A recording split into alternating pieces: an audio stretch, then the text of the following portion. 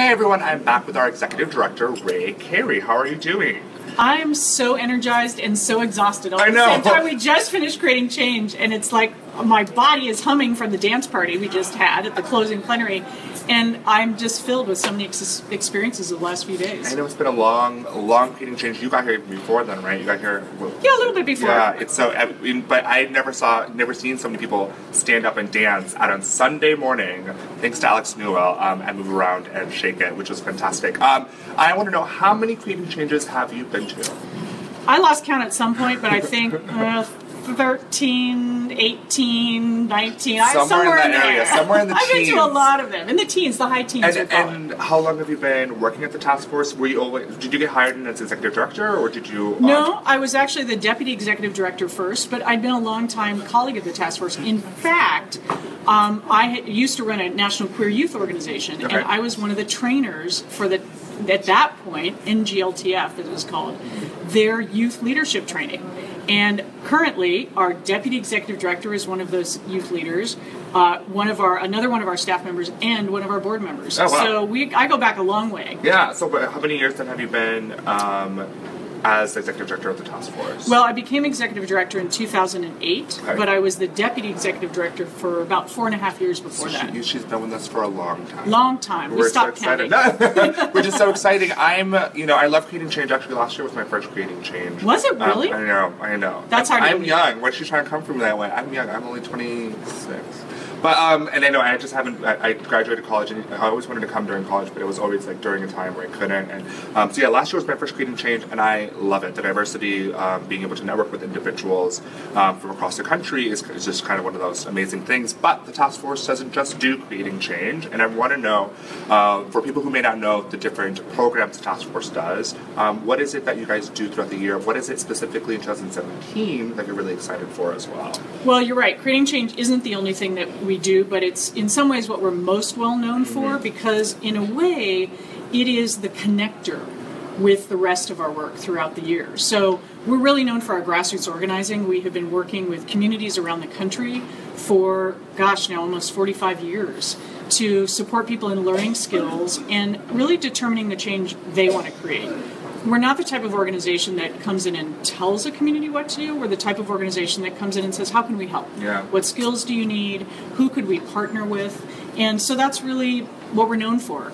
In 2017, we're going to be continuing even more of our state-based work. We've been working in a number of places, including places like North Carolina, where we've been partnering with organizations like the Freedom Center to really make sure that people understand the connectedness of some of the issues that LGBTQ people face along with other people. So, for example, this last year, we were looking at the connections between their anti-many things bill, really their anti-civil rights bill, HB 2, and we started talking to people, particularly people of faith, about homophobia, biphobia, transphobia, but also about the racism that is embedded throughout that bill.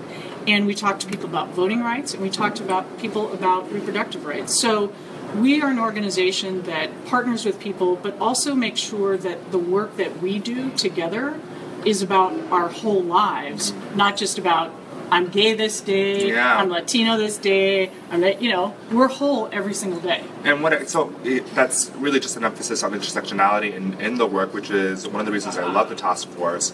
But I think a lot of individuals in our movement might not necessarily understand why we need to be intersectional in our work, in our approach, and why do we need to discuss reproductive rights. I get that a lot from especially men in the LGBT community. Why are reproductive rights queer rights, or why are race issues or Black Lives Matter issues part of something in the queer community? How do you kind of teach? This is kind of what the conference, some of the workshops do in the conference, and are the amazing sort of the movement and plenary. But how do you kind of engage not just movement leaders, but those in the movement who either who are reaping the benefits of the work or wanting to donate in certain ways?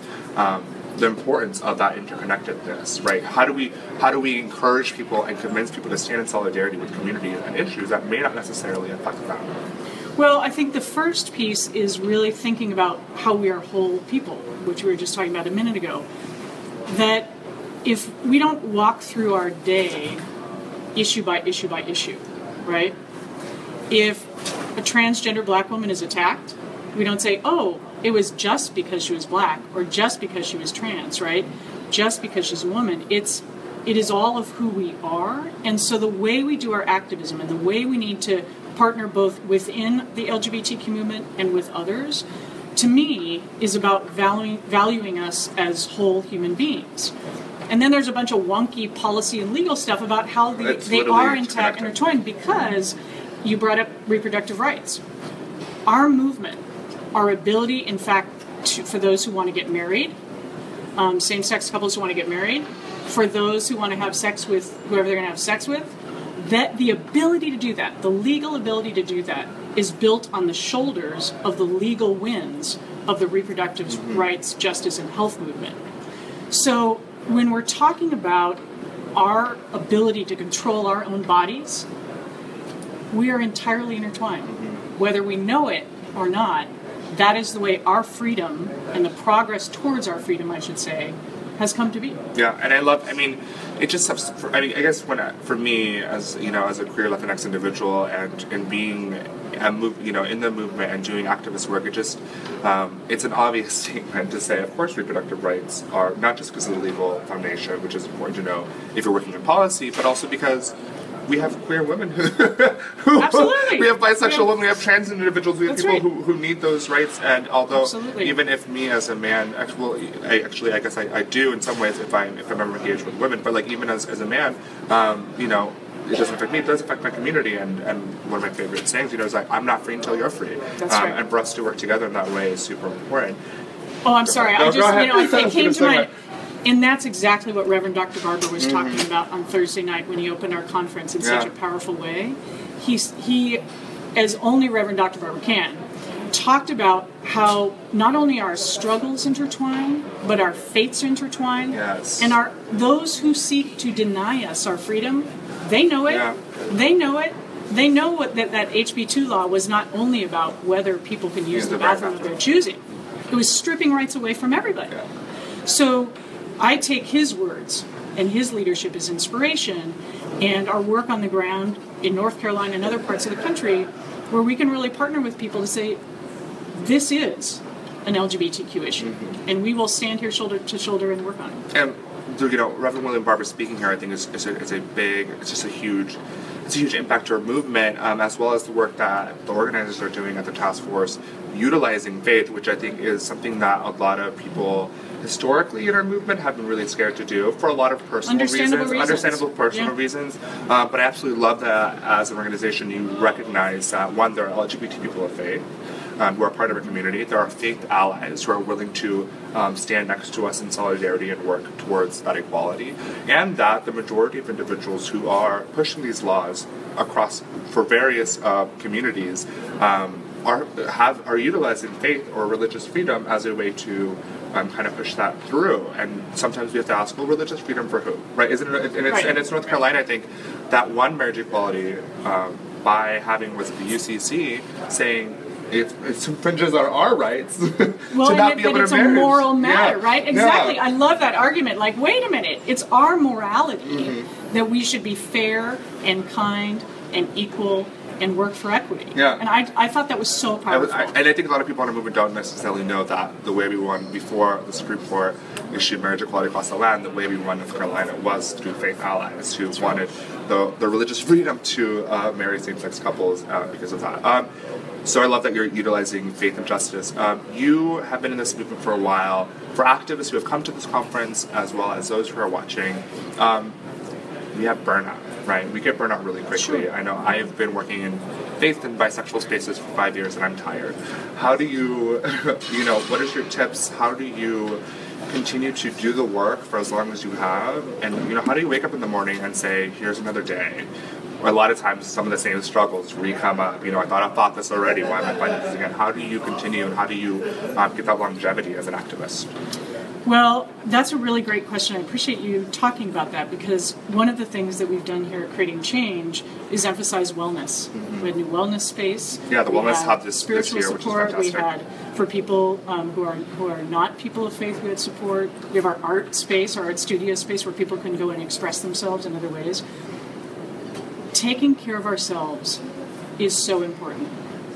And it is absolutely true that our work is so urgent and so critical. Members of our community are dying every single day. And believe me, coming up through the AIDS crisis, I know that. And we need every single one of us for the long haul. And so sometimes we all gotta, we're out there on the weekends, at night, and during the day, volunteering. So many people across this country volunteering for things that we all care about. And at some point, you gotta breathe, you gotta rest, you gotta support someone else in coming up and partner with them, because we need every single person for the long haul. So I really want to say to people, do not feel bad or selfish about taking care of yourself, because every single one of you is going to be needed for the work we got ahead. That is for sure, particularly in the next 4 years. Yeah, it's like you can't, and it's one of the things I'm in my young activism, I have kind of come to realize that I can't help others unless I help myself. And many times, putting so much work in and trying to help others, I end up not being able to give as much as I want to give because I don't take care of myself. Kind first. of depleted, or And then it's like they say on the airplane where you put on the oxygen mask before you put on the child. No, that's right? a great. That's it doesn't a make good sense in your head. analogy. Like, wait, say put it on the child. Yeah. But unless you are breathing to be able to do that, to be able to help someone else and support them in breathing. I love that. Well, I think I'm going to ask you one last question. As you obviously know, the task force is working to creating a fully inclusive world where one can be themselves. Be you is a tagline, and you kind of touched about it in terms of activism broadly. But what does that mean to you personally, as a queer individual in our community? What does be you really mean to you? To me, it means that I want to be full and whole and all of myself every day. And I have to admit, that is really hard to do, right? Because there's so many pressures on us to not be whole, to not give love, to accept love, to be in connection and relationship with each other. And so for me, being myself is actually about being in relation to others. And that's what gets me through every day. I love it. Well, I'm glad it does, because you're doing amazing work at the task force. I'm so happy to have been here this week doing these interviews and going behind the scenes in media. Thank you so much for the work you do. Thank you so much for creating change. Too. I appreciate it.